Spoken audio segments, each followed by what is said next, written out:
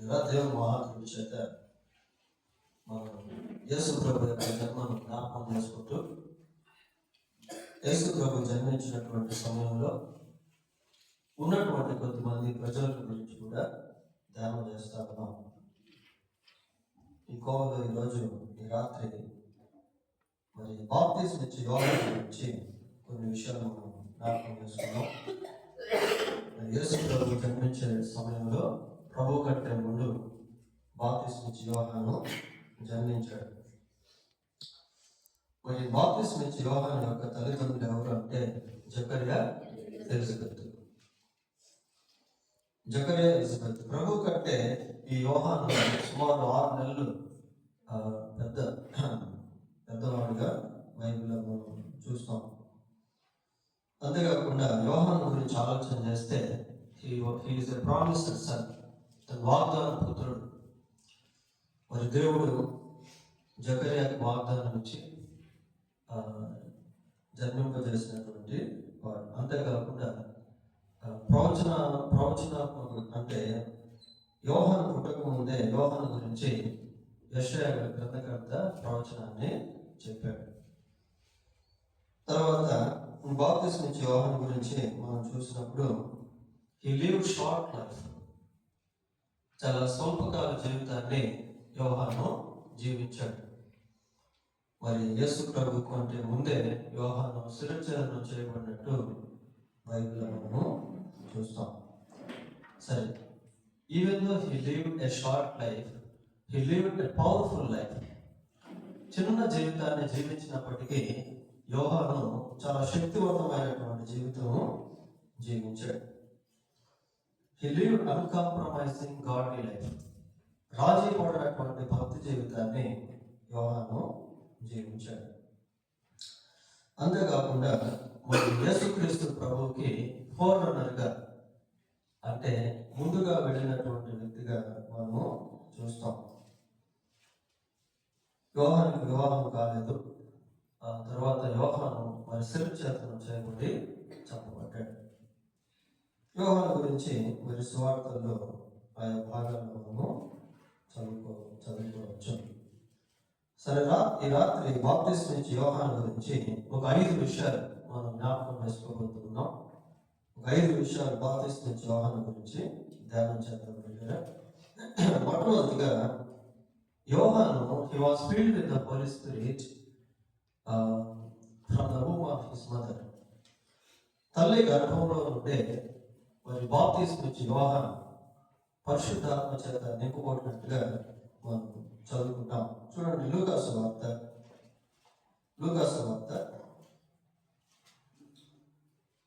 మొదటి అధ్యాయం.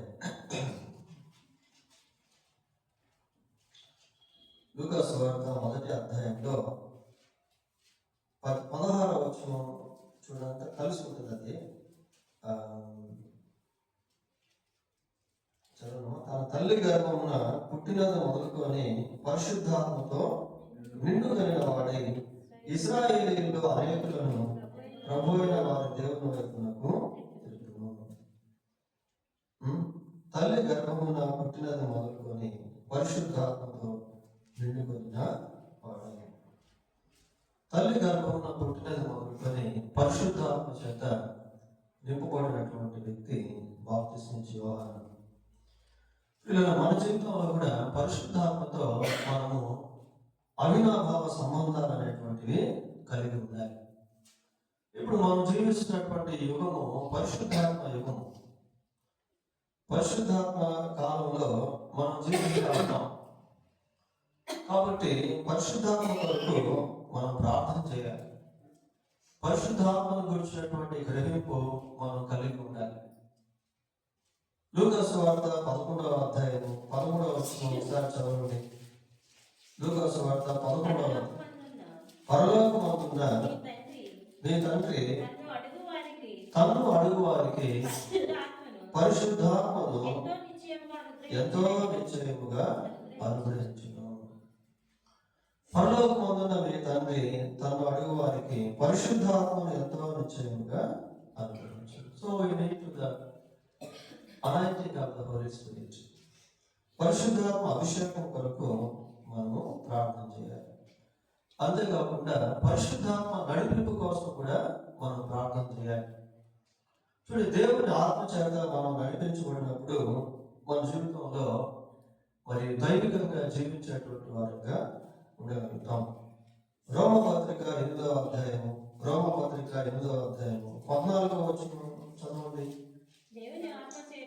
దేవుని ఆత్మ చేత ఎందరు నడిపింపబడుదురో వారందరూ దేవుని కుమారులై ఉండును.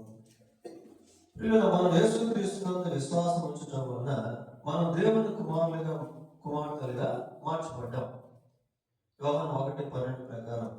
అయితే ఇక్కడ దేవుని ఆత్మ చేత నడిపించబడేటువంటి విషయాన్ని చూస్తాము. పరిశుద్ధాత్మ చేత మనం నడిపించబడినప్పుడు మన మార్గం ఎక్కడ అంధకారంగా ఉండదు, మన పాలన ఎక్కడ తొట్టిల్లేటువంటిదిగా ఉండదు. పరిశుద్ధాత్మ నడిపింపు కొరకు ప్రార్థన చేయాలి. పరిశుద్ధాత్మ స్వరం ఎలా ఉంటుందో అది వినేదానికి, గ్రహించుకునేదానికి మనము ప్రార్థన చేయాలి. అంతేకాకుండా పరిశుద్ధాత్మ చేత కడగబడినటువంటి అనుభవం. కొరింథీయులకు రాసిన మొదటి పత్రిక 6వ అధ్యాయము 11వ వచనం చదువుకున్నాం. 6వ అధ్యాయము. మీలో కొందరు అట్టివారై, ఎట్టివారు అంటే పైన భాగంలో కొద్దిమంది లిస్టు మనకు కనిపిస్తారు. అన్యాయస్తులు, త్రాగబోతులు, ఆడంతనం వారు, ఇట్లా కొంత లిస్టు మనకు కనిపిస్తుంది. దాని గురించి మాట్లాడుతూ ఈ కింద వచనం వచ్చేసరికి 11వ వచనంలో అంటున్నాడు, ఏమంటున్నాడు? మీలో కొందరు అట్టివారై ఉంటిరి గాని ప్రభు అయిన యేసుక్రీస్తు నామములను మన దేవుని ఆత్మ యందును మీరు కడుగబడి పరిశుద్ధపరచబడిన వారై నీతిమంతులుగా తీర్చబడుతుంది. ఇక్కడ దేవుని ఆత్మ చేత కడుగబడినటువంటి అనుభవాన్ని మనము చూస్తాము. పరిశుద్ధాత్మ ఏం చేస్తాడంటే మనల్ని పరిశుద్ధపరుస్తాడు. మనకు శుద్ధీకరణ అనేటువంటిది అనుగ్రహిస్తాడు. మనల్ని సర్వసత్యంలోనికి నడిపిస్తాడు.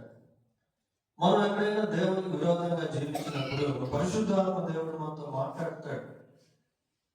బాబు, అయ్యా, అమ్మా, నువ్వు దేవునికి విరోధంగా జీవించావు, నీ నోటి నుండి కాని మాట వచ్చింది, నీ హృదయం చెడిపోయింది, నీవు దేవునికి విరోధంగా జీవిస్తా ఉన్నావు అని పరిశుద్ధాత్మ దేవుడు ఏం చేస్తాడంటే మనకి ప్రేరేపణిస్తా ఉంటాడు. When we receive the inspiration of the Holy Spirit, we need to correct ourselves. పరిశుద్ధాత్మ ప్రేరేపణ మనకు వస్తూ ఉన్నప్పుడు మనల్ని మనం సరి చేసుకునేటువంటి ఉన్నాయి. బాప్తిస్మిచ్చి యోహాను తల్లి గర్భము పుట్టినది మొదలుకొని పరిశుద్ధాత్మ చేత నింపబడినటువంటి వాడిగా ఉన్నాడు. ఆ ఫ్యామిలీ బ్యాక్గ్రౌండ్ అంతా కూడా అలాగే మనకు కనిపిస్తుంది. జకర్యా పరిశుద్ధాత్మతో నింపబడ్డాడు, ఎలిజబెత్ పరిశుద్ధాత్మ చేత నింపబడింది. ఒక కుటుంబము దేవుని ఆత్మ చేత నడిపించబడేదిగా ఉంటే ఆ కుటుంబంలో ఎంతో సంతోషం, ఎంతో సమాధానం, ఎంతో ఆనందము, కుటుంబంలో ఎంతో ఐక్యత, కుటుంబంలో ఎంతో ప్రేమ ప్రజలు అనుభవిస్తారు. There will be no any clashes in the family when they are filled with the Holy Spirit, when they are led by the Holy Spirit. పరిశుద్ధాత్మ చేత నడిపించబడుతున్నప్పుడు, ఆత్మ చేత నింపబడినప్పుడు కుటుంబంలో ఈ క్లాషెస్ అనేటువంటివి ఉండవు. తగువులు, గొడవలు, కొట్లాట్లు, విభేదాలు, మనస్పర్ధాలు, అపార్థాలు, మిస్అండర్స్టాండింగ్స్ లాంటివి ఏమి కూడా ఉండవు. రెండవదిగా ఈ యోహాను గురించి మనం ఆలోచన చేసినప్పుడు యోహాను చాలా సర్వసాధారణమైనటువంటి వ్యక్తిగా మనకు కనిపిస్తుంది. యేసు ప్రభు ఒక మాట అన్నాడు, స్త్రీలకు అన్న వారిలో యోహాను అంటే గొప్పవాడు పుట్టలేదు. అంత గొప్పవాడిగా ఉన్నటువంటి యోహాను గురించి మనం ఆలోచన చేస్తే అతని యొక్క వస్త్రధారణ చాలా సాధారణమైనటువంటిదిగా ఉంటుంది. అతను తినేటువంటి అలవాట్లు చాలా సాధారణమైనటువంటివిగా అంతేకాకుండా he was very humble person. చాలా దీనుడైనటువంటి వాడు యోహాను పిల్లలు. అంతేకాకుండా యోహాను యేసుక్రీస్తు ప్రభువును మహిమపరిచినటువంటి వ్యక్తి. తను ప్రభువుతో పోల్చుకుంటూ అంటాడు. చూడండి, యోహాను సువార్త 1వ అధ్యాయం, మత్తయి సువార్త 3వ అధ్యాయము 11వ వచనం చదవడం. 3వ అధ్యాయము 11వ వచనం.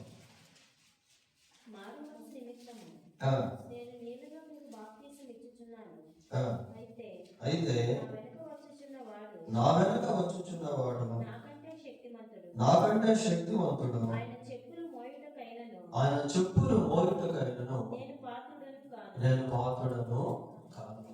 చూడండి ఎంత తగ్గింపు కలిగిన వాడు యోహాను. యోహాను చాలా దేవుడిగా బైబిల్లో మనం చూస్తాం పిల్లలు. అంతేకాకుండా యోహాను యొక్క ఉద్దేశం ఏంటి అంటే ఎప్పుడు యేసుక్రీస్తు ప్రభువుని మహిమపరచాలి అనుకునేవాడు. చూడండి, యోహాను సువార్త 3వ అధ్యాయము 30వ వచనం చదువుకున్నాం. 3వ అధ్యాయము 30వ వచనం. ఆయన హెచ్చవలసి ఉన్నది, నేను తగ్గవలసి ఉన్నది. చూడండి ఎట్లా ఇక్కడ మనం నేర్చుకోవాల్సింది ఏంటంటే మన జీవితంలో దేవుడు మనల్ని ఏ స్థితిలో ఉంచిన ఆ స్థితిలో ప్రభువును మహిమపరిచేటువంటి వారుగా ఉండాలి, ప్రభువును హెచ్చించేటువంటి వారుగా ఉండాలి. బాప్తిస్మా ఇచ్చే యోహానులో అటువంటి గుణలక్షణాన్ని మనం చూడగలుగుతాం. ఇంకా బైబిల్లో అనేక మంది అలా ఉన్నారు. యోసేపు గురించి ఆలోచిస్తే యోసేపు అంటాడు, యోసేపు ఫరో దగ్గర నిలబడినప్పుడు అది నా వలన కాదు, ఇట్ ఈస్ నాట్, అది నా it is beyond my capacity, అది నా వలన కాదు. ఫరో యొక్క కళను వివరించుట, భావాలు చెప్పుట నా వల్లే కాదు. మరి దానియేలు కూడా ఆ రీతిగా దేవుణ్ణి మహిమపరిచాడు. పౌలు స్త్రీలకు సువార్త ప్రకటిస్తున్నప్పుడు అద్భుతాలు జరుగుతూ ఉంటే ప్రజలు వచ్చారు. వచ్చి దేవతలు అనబడిన వాళ్ళు మన మధ్యకు దిగొచ్చారు. కాబట్టి వీళ్ళని మనం పూజిద్దాము అని పూలమాల తీసుకొచ్చారు. తీసుకొచ్చి పూజించే దానికి వస్తా ఉంటే వాళ్ళు ఏమన్నారు తెలుసా? చూడండి, అపోస్తల కార్యములు 14వ అధ్యాయం. పౌలుకు బర్నబాను సౌలు శీలను 14వ అధ్యాయం 15వ వచనం. మీరెందుకు ఇలాగునా చేయుచున్నారు? మేము కూడా మీ స్వభావము అంటే స్వభావము గల నరులనే మీరు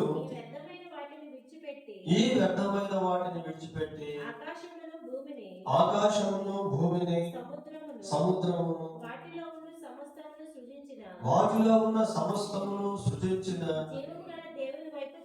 జీవము గల దేవుని వైపుకు తిరగవలనని నీకు సువార్త ప్రకటిస్తాను. అయ్యా మేము కూడా మీలాంటి మనుషులమే. We are not God's. మేము దేవుళ్ళం కాదు, మేము మనుషులమే, మీలాంటి మనుషులమే.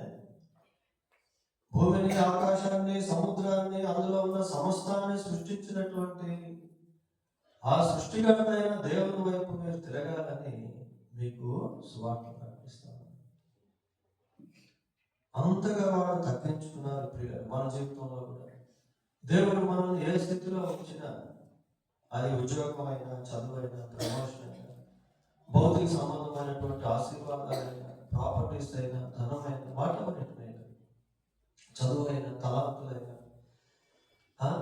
ఎటువంటి స్థితిలో ఉంచినా ఆ స్థితిలో యేసు ప్రభువును మహిమపరిచేటువంటి వారుగా, యేసు ప్రభువును హెచ్చించేటువంటి వారుగా ఉండాలి.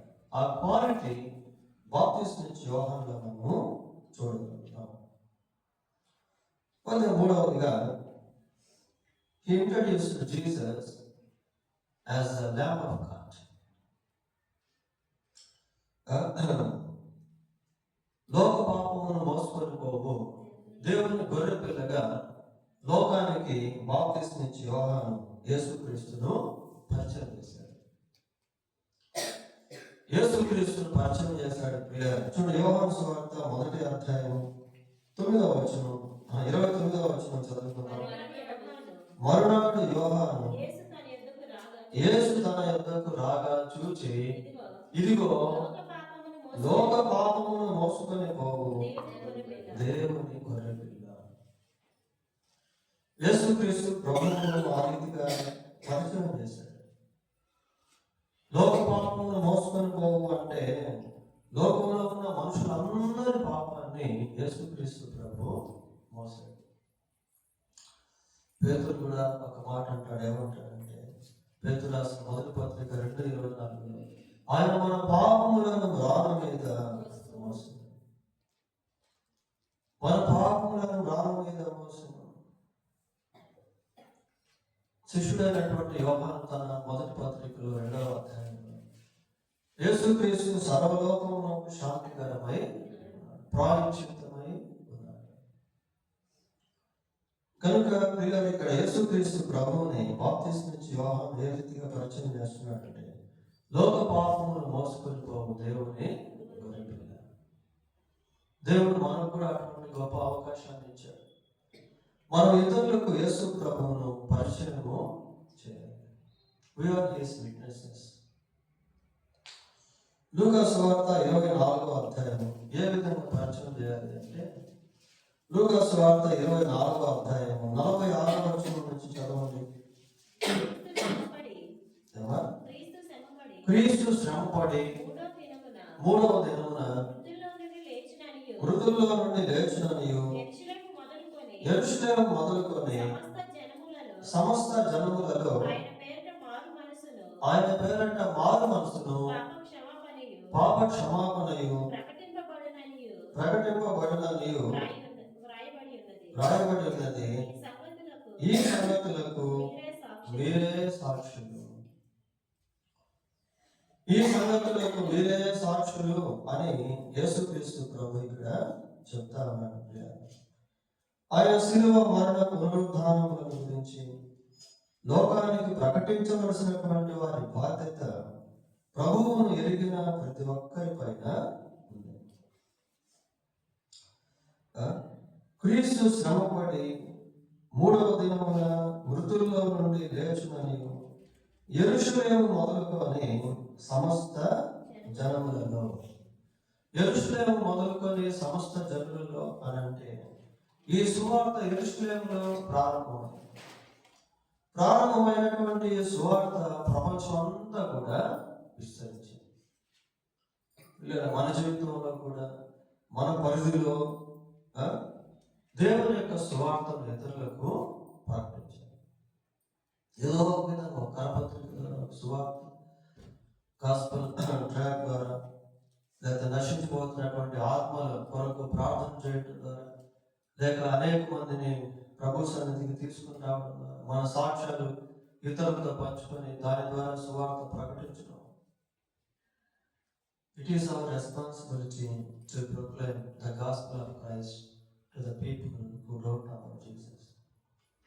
యేసును ఎరగనటువంటి ప్రజలకు యేసు ప్రభు యొక్క సువార్తను ప్రకటించవలసినటువంటి బాధ్యత మనం అందరం కూడా కలిగి. ప్రభు అంటున్నాడు, ఏమంటాడంటే, దీనికి మీరే, ఈ సంగతులకు మీరే సాక్షులు. ఏ సంగతులకు అంటే, యేసు ప్రభు యొక్క శిలువ మరణానికి, పునరుద్ధానానికి. ప్రభు యొక్క సువార్తను మనం ఇతరులకు ప్రకటించాలి. ప్రియులారా, క్రీస్తు మన పాపముల కొరకు మరణించి సమాధి చేయబడి సజీవుడై 3వ రోజు తిరిగి వచ్చి, ఇంకా ఇక్కడ ఏమని చదువుతున్నాము అంటే, లేచునని యెరూషలేము మొదలుకొని సమస్త జనములలో ఆయన పేరట మారు మనసును పాప క్షమాపణయు పాప క్షమాపణ పొందకుండా మనిషి చనిపోతే అతని యొక్క ఆత్మ నిత్య నరకంలోకి వెళ్ళిపోతుంది. పాప క్షమాపణ పొందకుండా చనిపోయేటువంటి వారి ఆత్మలు నిత్య నరకంలోకి వెళ్ళిపోతాయి.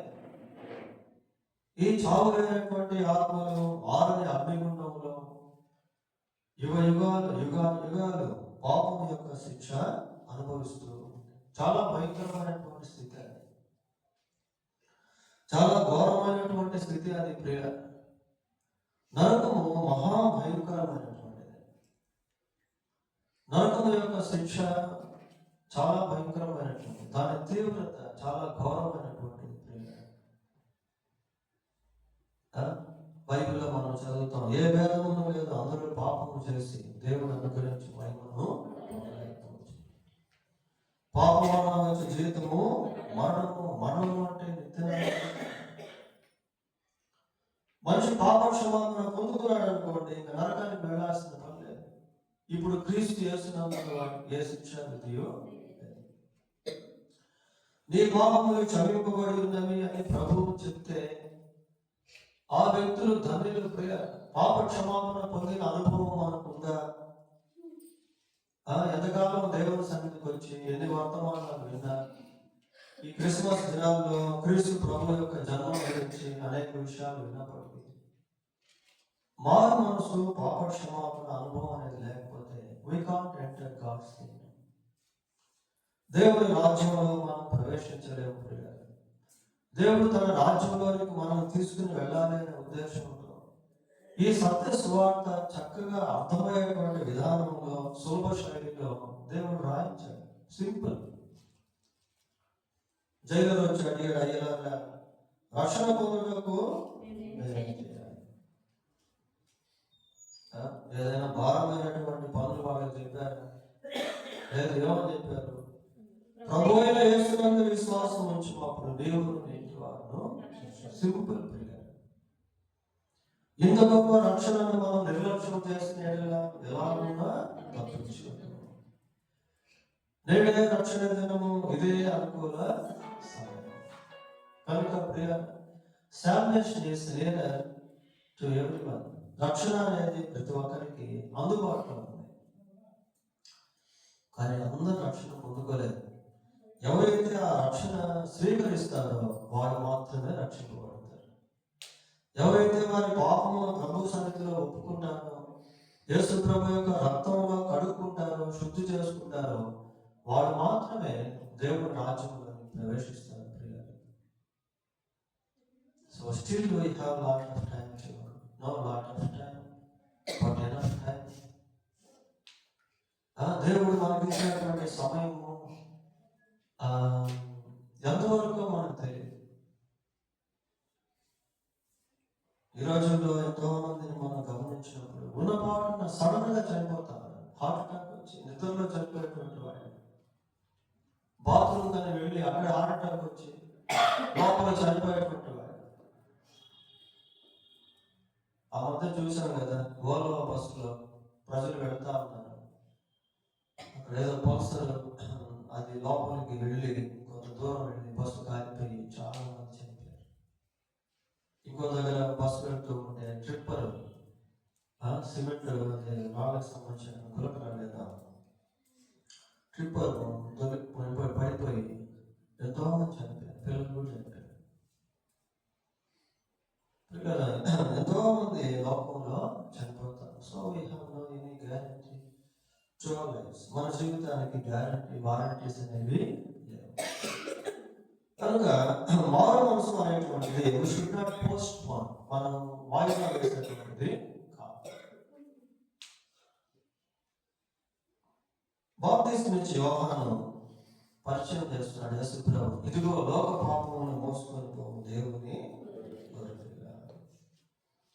కనుక మన జీవితంలో ఇంకా మారు మనసు పొందకుండా ఉంటే మారు మనసు పొందాలి. మారు మనసు పొందినటువంటి వాళ్ళు యేసు ప్రభు యొక్క సువార్తను ప్రకటించాలి.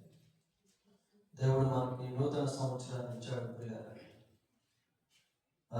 ఈ నూతన సంవత్సరంలో మరి యేసు ప్రభు యొక్క సువార్తను కొద్ది మందికైనా ప్రకటించు, కొన్ని ఆత్మలనైనా సంపాదించు. ఇట్టి భారాన్ని మనము కలిగి ఉన్నాం. నాలుగవదిగా బాప్తిస్మం ఇచ్చే యోహాను గురించి మనం ఆలోచన చేసినప్పుడు నేను ఇందాక మీకు చెప్పాను, యోహాను జీవించినటువంటి జీవితము చాలా షార్ట్ లైఫ్, చాలా తక్కువ కాలము జీవించాడు. తక్కువ కాలంలో జీవించినప్పటికీ శక్తివంతమైన జీవితాన్ని జీవించాడు.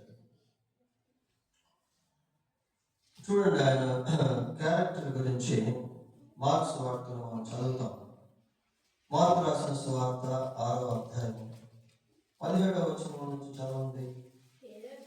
హేరోదు తన సహోదరుడు ఫిలిప్పు భార్య అయిన హేరోదియాను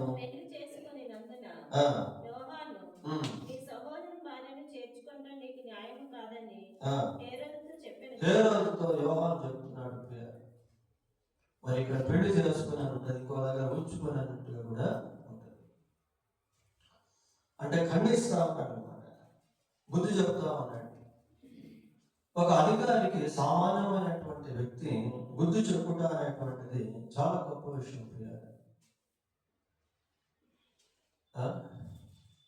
అధికారులకు బుద్ధి చెప్పుట అనేది చిన్న విషయం కాదు. అలా చెప్పాడని ఏం చేశారు వీళ్ళు?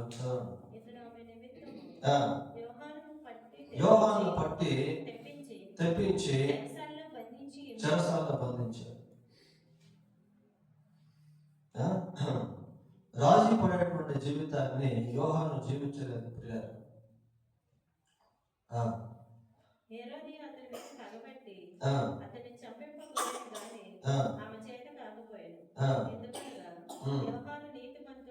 యోహాను నీతిమంతుడును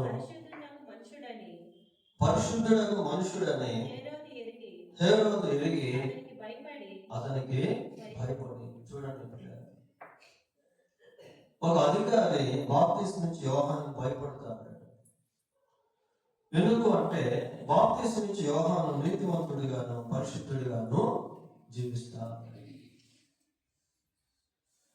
ఇక్కడ యోహాను హేరోదుకు భయపడట్లేదు, కానీ హేరోదు యోహానుకు భయపడతాడు. బైబిల్ ఒక మాట, నీతిమంతుడు సింహం వల్ల ధైర్యంగా ఉండదు. యోహాను యొక్క గుణశీలము ఇక్కడ మనం చూస్తా ఉన్నాం. నీతిమంతుడిగా ఉన్నాడు, పరిశుద్ధుడిగా ఉన్నాడు. ఇవి దైవిక సంబంధమైనటువంటి గుణ లక్షణాలు. ప్రభు అన్నాడు, నేను పరిశుద్ధుడను కనుక మీరును పరిశుద్ధులై ఉండండి. మీ సమస్త ప్రవర్తన అంతటి యందు పరిశుద్ధులై ఉండండి. పేతురు తన పత్రికలో చూడండి, ఒక మాట, అది కూడా చాలా బాగుంటుంది. పేతురు రాసిన మొదటి పత్రిక,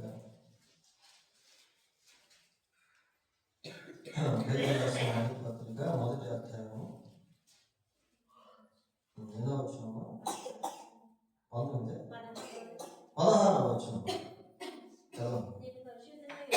నేను పరిశుద్ధుడనై ఉన్నాను కనుక మీరు పరిశుద్ధులై ఉండుడని రాయబడి ఉన్నది. కాగా మీరు విధేయులకు పిల్లలై మీ పూర్వపు అజ్ఞాన దశలో మీకుండిన ఆశను అనుసరించి ప్రవర్తింపక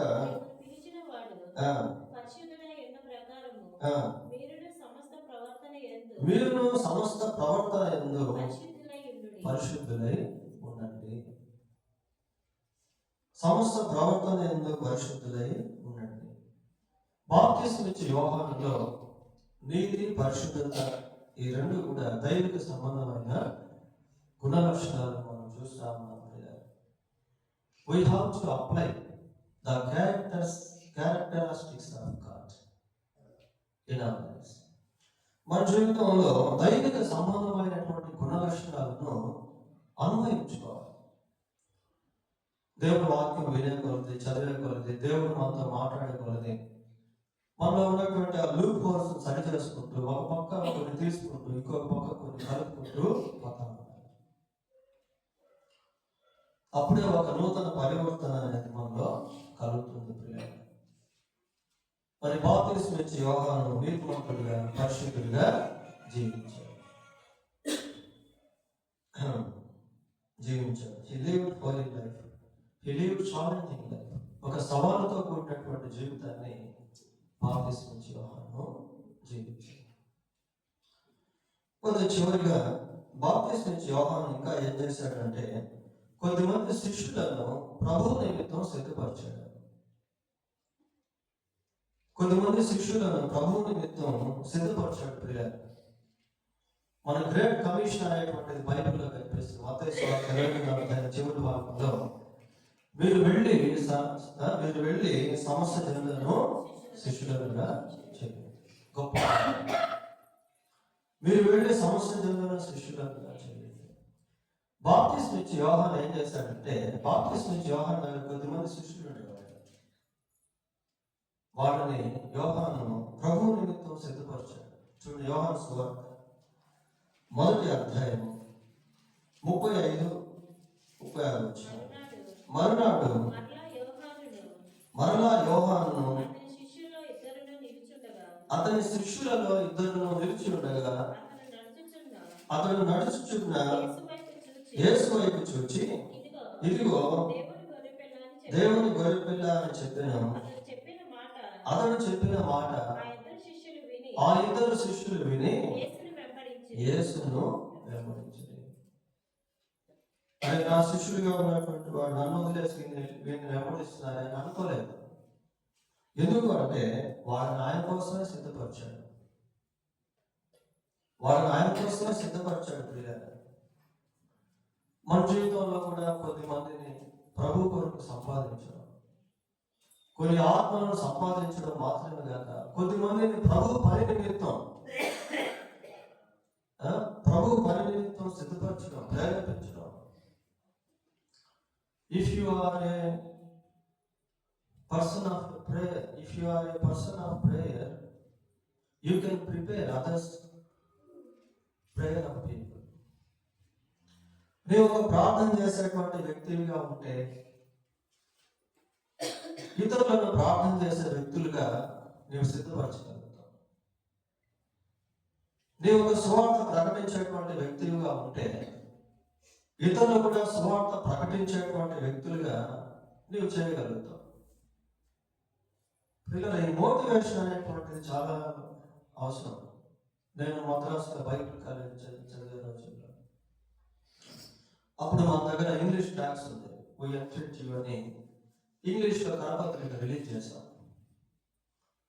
ఆ కరపత్రికలను జాగ్రత్తగా కవర్స్లో పెట్టి నేను వెళ్ళి పంచేవాడు.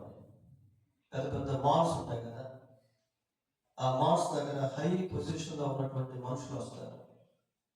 ఆ మాల్స్కి బయట నిలబడి వెళ్ళేవారికి వచ్చేవారికి లోపల ఆ ఇంగ్లీష్ పత్రికలు ఇచ్చేది. ఆ తర్వాత నా ఫ్రెండ్ ఒక అతను ఆశీష్ అని రాజస్థాన్ అబ్బాయి, అతన్ని తీసుకెళ్ళి అతని చేత పంచిచ్చేది. అతను చాలా బలపరచబడేవాడు. ఆ తర్వాత ఇంకా కొద్దిమంది గ్యాదర్ అయ్యి మేమంతా కలిసి వెళ్ళి సువార్త పత్రికలు పంచేవాడు. Motivating others to proclaim gospel. సువార్త ప్రకటించేదానికి ఇతరులను ప్రోత్సహించడం, ప్రార్థన చేసేదానికి ఇతరులను ప్రోత్సహించడం, దేవుని కొరకు కొద్దిమందిని తయారు చేయడం. కొద్దిమంది ప్రార్థన పరులైనా, కొద్దిమంది సువార్థికులైనా తయారు చేయడం. తిమోతికి రాసిన మొదటి పత్రిక 2వ అధ్యాయం, తిమోతికి రాసిన 2వ పత్రిక, మొదటిది కాదు 2వ పత్రిక 2వ అధ్యాయము మొదటి వచ్చిన ఒకసారి చదవండి. నా కుమారుడా, క్రీస్తు యేసునందున్న కృపచేత బలవంతుడవు కావు. క్రీస్తు యేసునందున్న కృపచేత బలవంతుడవు కావు అంటే Paul prepared a person name Timothy. Timothy అనేటువంటి వ్యక్తిని పౌలు సిద్ధపరిచాడు. పిల్లల మన ఇన్ఫ్లుయెన్స్ అనేటువంటిది ఇతరులు దేవుని కొరకు జీవించేందుకు ప్రిపేర్ చేస్తుంది. నేను ఇందాక మీకు చెన్నై గురించి చెప్పాను కదా, not only in Chennai but also in Kurnool, but also in Nellore, but also in Gudur. ఆయా ప్రాంతాల్లో కొంతమందిని తీసుకెళ్ళి వాళ్ళ చేత సువార్త పంచేది. నేను కూడా వచ్చేవాడిని.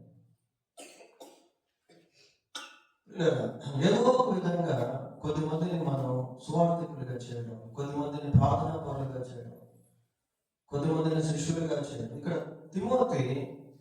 పౌలు ఏం చేశాడంటే తిమోతిని సిద్ధపరిచాడు. సిద్ధపరుస్తూ ఏమన్నాడు? 2వ వచనం చదవండి. నీవు అనేక సాక్షుల ఎదుట నా వలన వినిన సంగతులను ఇతరులకు బోధించుటకు సామర్థ్యము గల నమ్మకమైన మనుషులకు ఇంకా వేరే వాళ్ళ గురించి చెప్తున్నాడు.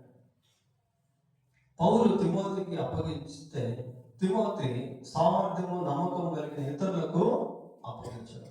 ఒక నెట్వర్క్ లాంటిది అనమాట, ఒక చైన్ సిస్టమ్. ఒక చైన్ సిస్టమ్ క్లియర్. కాబట్టి ఎప్పుడు మనమే అనేదిలా కాకుండా మన ద్వారా కొద్దిమంది సేవకులు అవ్వడం, మన ద్వారా కొద్దిమంది సువార్థికులు అవ్వడం. ఇప్పుడు మనం యాచన విజ్ఞాపన పత్రిక రిలీజ్ చేస్తాం. ఎందుకు అంటే అది మనం చేసుకుంటే చాలు, కానీ ఇంకా అనేక మంది విజ్ఞాపనకర్తలుగా మారాలి. That is our motto. అది మన లక్ష్యం. కాబట్టి ఇక్కడ బాప్తిస్మం ఇచ్చే యోహాను గురించి మనం చూసినప్పుడు he prepared some disciples for Jesus. యేసు కొరకు కొంతమంది శిష్యులను ఈయన సిద్ధపరిచాడు. ఇంకా బాప్తిస్మం ఇచ్చే యోహాను గురించి చాలా విషయాలు ఉన్నాయి. ఒక 5 మాత్రమే రాత్రి మనము ధ్యానం చేస్తాం. దేవుడు తన వాక్యాన్ని దీవించాక ప్రార్థన చేసుకున్నాం. ప్రార్థన. పరిశుద్ధుడైన మా దేవా, మీకు వందనాలు, స్తోత్రాలు. బాప్తిస్మం ఇచ్చే యోహాను గురించి రాత్రి ఒక 5 విషయాలు జ్ఞాపకం చేసుకున్నాం. ఈ 5 మా జీవితానికి దీవెనకరంగా చేయమని మీ సన్నిధిలో మిమ్మల్ని వేడుకుంటూ ఉన్నాం, ప్రతిమాలుకుంటూ ఉన్నాం. అవును మా ప్రభు, పరిశుద్ధాత్మ నడిపింపు, పరిశుద్ధాత్మ స్వరం ఎలా ఉంటుందో ఎరిగే అనుభవానికి మమ్మల్ని తీసుకువెళ్ళండి. పరిశుద్ధాత్మ అభిషేకం మాకు దయచేయమని ఆత్మతో ప్రార్థించేవారు, మిమ్మల్ని ఆరాధించేవారుగా ఉండినట్లు కృప దయచేయండి. మా ప్రభువా, మీరు మమ్మల్ని ఎంత స్థితిలో ఉంచినా ఆ స్థితిలో మిమ్మల్ని హెచ్చించేవారుగా ఉండి కృప దయచేయండి. నేను తగ్గవలసి ఉన్నది, ఆయన హెచ్చవలసి ఉన్నది అన్న రీతిగా మా జీవితాలు కూడా మిమ్మల్ని మహిమపరిచేదిగా, మిమ్మల్ని హెచ్చించేవిగా ఉండినట్లు సహాయం చేయండి. ప్రభా, మిమ్మల్ని రక్షకుడిగా అనేకులకు మేము పరిచయం చేసేవారుగా ఉన్నట్టు, కొన్ని ఆత్మలను మేము సంపాదించేవారుగా ఉన్నట్టు కృప దయచేయండి. ప్రభా, మీ సువార్త లేక పాప క్షమాపణ ఎలా పొందాలో తెలియక లోకం నశించిపోతా ఉంటున్నాయి. కనుక ఈ సత్యాన్ని మేము అనేకులకు చేరవేస్తే ఉన్నట్లు సహాయం చేయండి. ప్రభా, మా జీవితాల్లో కూడా ఆయన దైవిక సంబంధమైన గుణలక్షణాలు కలిగి జీవించుటకు కృప దయచేయండి. నేను పరిశుద్ధుడనై ఉన్న ప్రకారం మీరు పరిశుద్ధులై ఉండి అని మీరు చెప్తా ఉన్నారు. కనుక మీ యొక్క లక్షణాలు మాలో కనబడినట్లుగా సహాయం చేయండి.